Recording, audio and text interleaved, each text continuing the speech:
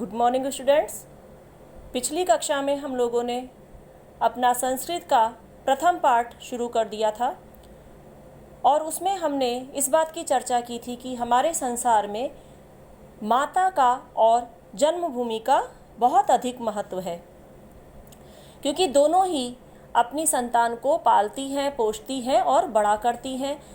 माता बहुत सारे कार्य बच्चे के लिए करती है, उसी प्रकार मातृभूमि का भी हमारे ऊपर बहुत बड़ा उपकार होता है। इसीलिए हमें हमेशा मातृभूमि की और माता की सेवा करनी चाहिए। तो मैंने आप लोगों को इसके संबंध में हम लोगों ने ये भी चर्चा की थी कि श्री राम जी ने रावण के वध के पश्चात लक्ष्मण से कहा था कि मुझे स्वर्णमयी लंका भी नहीं अच्छी लगती है, क्योंकि जननी और जन्मभूमि स्वर्ग से भी महान होती है। इस पाठ का नाम ही यही है कि जननी और जन्मभूमि स्वर्ग से भी ज़्यादा महान है। इसके क्रम में हम लोगों ने प्रथम पैराग्राफ जो था उसकी हम लोगों ने चर्चा कर ली थी और अनुवाद भी हम लोगों ने उसका लिख लिया था। अभी एक बार हम लोग आगे बढ़ने से पहले एक बार पूरा चैप्टर रीड कर लेते हैं और उसके बारे में समझ लेते हैं। उसके पश्चात ही हम लोग दूसरा पैराग्राफ शुरू करेंगे। तो एक बार हम लोग शुरू से पढ़ लेते हैं। अस्मिन् संसारे जनन्याः सर्वाधिकं महत्व वर्तते, यानी कि हमारे संसार में माता का सर्वाधिक यानी सबसे अधिक महत्व होता है। मातृ देवो भव, माता देवता होती है, माता परम दैवतम, माता सबसे बड़ा भाग्य है। इत्यादि वचने यानी कि इन आदि वचनों से अपि यानी भी जननी गौरवम सिद्धम भवति, माता का गौरव सिद्ध होता है। जननी एव स्वसंतति ही पालयति पुष्यति रक्षति च, एव का अर्थात होता है ही, माता ही अपनी संतान को पालती है, पोषती है और रक्षा करती है। यहाँ पर हम लोगों ने पिछली बार आप लोगों को जो होमवर्क दिया था उसमें मैंने आप लोगों को पाल्यति, पुष्यति, रक्षति, भवति आदि का रूट वर्ब लिखने को भी दिया था। वह भी कार्य आप लोगों ने कर लिया होगा। पाल्यति का रूट वर्ब पाल, पुष्यति का पुष, रक्षति का रक्ष और भवति का भू। अतः शास्त्रेषु जनन्याः स्वर्गादपि श्रेष्ठत्वम उक्तम, इसलिए शास्त्रों में भी माता को स्वर्ग से भी उत्तम यानी कि श्रेष्ठतम श्रेष्ठ बताया है। उत्तम अर्थात बताया है।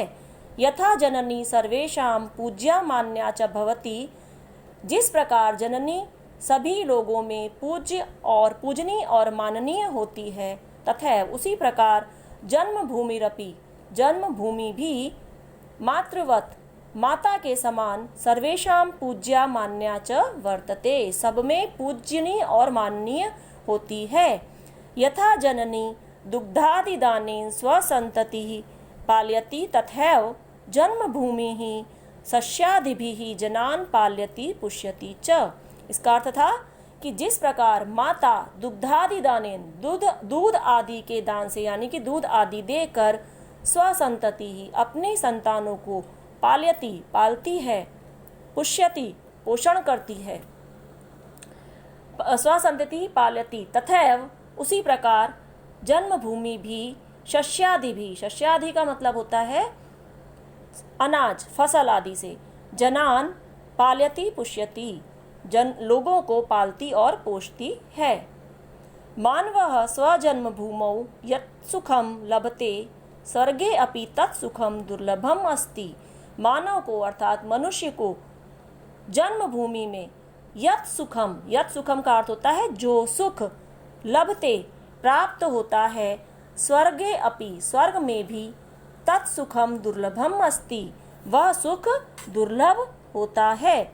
भगवता रामचंद्रेण, भगवान रामचंद्र के द्वारा रावणस्य रावण के वधानंतरम वध के बाद स्वर्गस्य अपेक्षा जन्मभूमेः ही महत्वम प्रतिपादतम, रामचंद्र के द्वारा रावण के वध के बाद स्वर्ग की अपेक्षा जन्मभूमि के महत्व को प्रतिपादित किया गया है।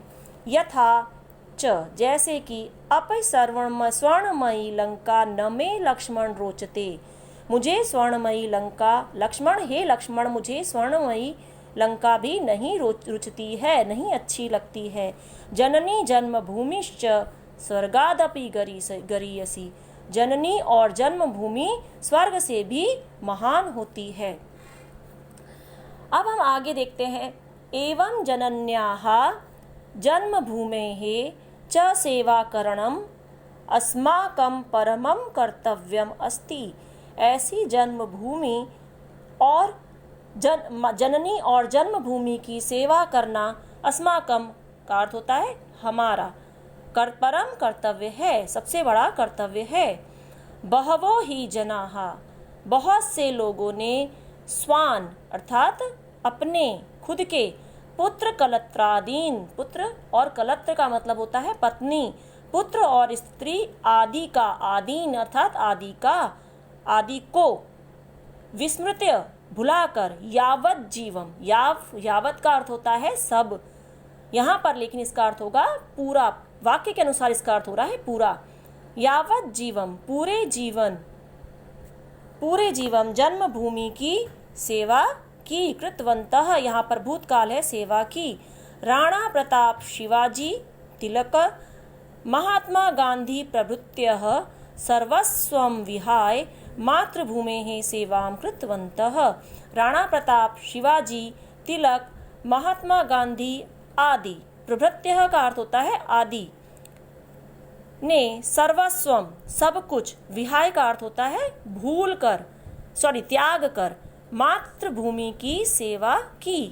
इत्थम या मातृभूमि ही, इस प्रकार यह जो मातृभूमि बहुविधे, बहुत तरीके से, बहुत प्रकार के द्रव्य है यानी कि पदार्थों से, अस्मान उपकरोति हम पर उपकार करती है, तस्यै अस्माकमपि अतः इसके लिए हमारा भी, तस्यै मतलब इसके लिए हमारा भी, कर्तव्यम कर्तव्य है, यत वयम कायेन, वयम अर्थात हम, कायेन काया से अर्थात अपने शरीर से, मनसा वाचा धनेन च स्वमातृभूमे ही उन्नति कुर्याम, हम काया से अर्थात अपने शरीर से, मन से, वाचा अर्थात वाणी से, और धन से अर्थात अपने पैसों से, माँ स्वमातृभूमि अपनी मातृभूमि की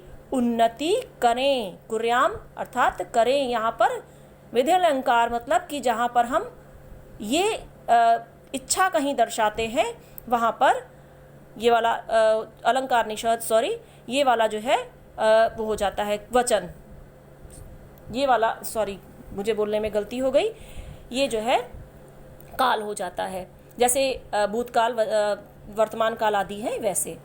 अस्मै देशाय हमारे देश के, अस्मै देशाय अस्माकं देशवासिनां हृदयेषु प्रेमा भवेत्। अस्मै देशाय अस्माकं देशवासिनां हृदयेषु प्रेमा भवेत्, हमारे देश के लिए हमारे देशवासियों के हृदय में प्रेम है, प्रेम होना चाहिए, भवेत होना चाहिए, यानी कि जहाँ पर हमारी इच्छा प्रकट हो रही है। यदि कदाचित कश्चित शत्रु देशः, यदि कदाचित कभी, कदाचित का अर्थ है कभी, कश्चित यानी कि कोई, समवन, शत्रु देशः शत्रु देश, अस्माकं देशस्योपरि, अस्माकं अर्थात हमारे, देशस्य ओपरी देश के ऊपर, आक्रमणं कुर्यात् आक्रमण करता है, तदा अस्माकं कर्तव्यम तब हमारा कर्तव्य क्या है, हमारा कर्तव्य अस्माकं कर्तव्यम यत् वयं प्राणपणेनापि देशस्य स्वतंत्रतायाश्च रक्षां कुर्याम, तब हम क्या करें, तदा अस्माकं कर्तव्य हमारा कर्तव्य क्या है, वयम हम प्राणपणेनापि अर्थात प्राणों की बाजी लगाकर अपने देश की स्वतंत्रता की रक्षा करें। एवमेव देशभक्ति ही, यही देशभक्ति है, यया प्रेरिता स्वस्वदेशम प्रति, इससे प्रेरित होकर हम अपने देश के प्रति स्वकर्तव्यम, अपने कर्तव्यों की पूर्ति करें। मातृभूमि ऋणात् मुक्ता भवितुम शक्तुम, इसी प्रकार से यथा प्रेरिता, इसी प्रकार से हम अपने देश के प्रति अपने कर्तव्यों की पूर्ति करते हुए मातृभूमि के प्रति जो हमारा ऋण है, यानी कि मातृभूमि ने हमारे लिए जो किया है उसका हमारे ऊपर जो ऋण है उससे हम मुक्त हो सकते हैं। तो आज हम लोगों ने इस चैप्टर को पूरी तरह से रीड किया और उसे समझा है। अगले कक्षा में अब हम लोग इसके एक एक शब्दों का मैं अर्थ बता दूंगी आप लोगों को, तथा उसका मैं अनुवाद लिखवा दूंगी। तब आप लोग अपनी कॉपी में इस अनुवाद को लिख लीजिए। अभी आप लोगों ने जो बुक में शब्दार्थ दिए हुए हैं, मैंने पिछली बार कहा था कि आप उन्हें लिख लीजिए, और जितना पिछली बार अनुवाद करवाया था उसे लिखने को कहा था। कई सारे बच्चों ने मुझे अनुवाद और शब्दार्थ लिखकर भेजे भी हैं, अर्थात उन्होंने काम किया भी है। अभी आप पिक मत भेजिए, जैसा कि मैंने हिंदी की क्लासेस में भी बताया था, पिक मत भेजिए, किंतु अपना काम कंप्लीट करते रहिए, वरना आप लोगों का बहुत सारा काम इकट्ठा हो जाएगा। अब आप लोगों का होमवर्क यह है कि नेक्स्ट पेज पर जो आप लोगों को अभ्यास दिया हुआ है, उस अभ्यास में आप लोगों को क्या करना है, एक पदेन उत्तरत, इसमें जो आपको ये क ख ग घ दिए हुए हैं, आपने पूरा चैप्टर पढ़ लिया है और उस चैप्टर से अब आप इसके जो है आंसर्स को टिक कर सकते हैं आराम से। तो आप लोगों को बुक में इस एक्सरसाइज को करके रखना है, यानी कि जो पहली एक्सरसाइज है, एक पदेन उत्तरत, एक शब्द में उत्तर दीजिए, आंसर इन वन वर्ड। आपको सिर्फ ये टिक करना है, क्योंकि एमसीक्यू में इसी टाइप के क्वेश्चन पूछे जाते हैं। तो आप लोगों को इस क्वेश्चन को होमवर्क के रूप में करके रखना है। बाकी का जो है अगली कक्षा में हम लोग शब्दों के अर्थ बताएंगे और अनुवाद करेंगे।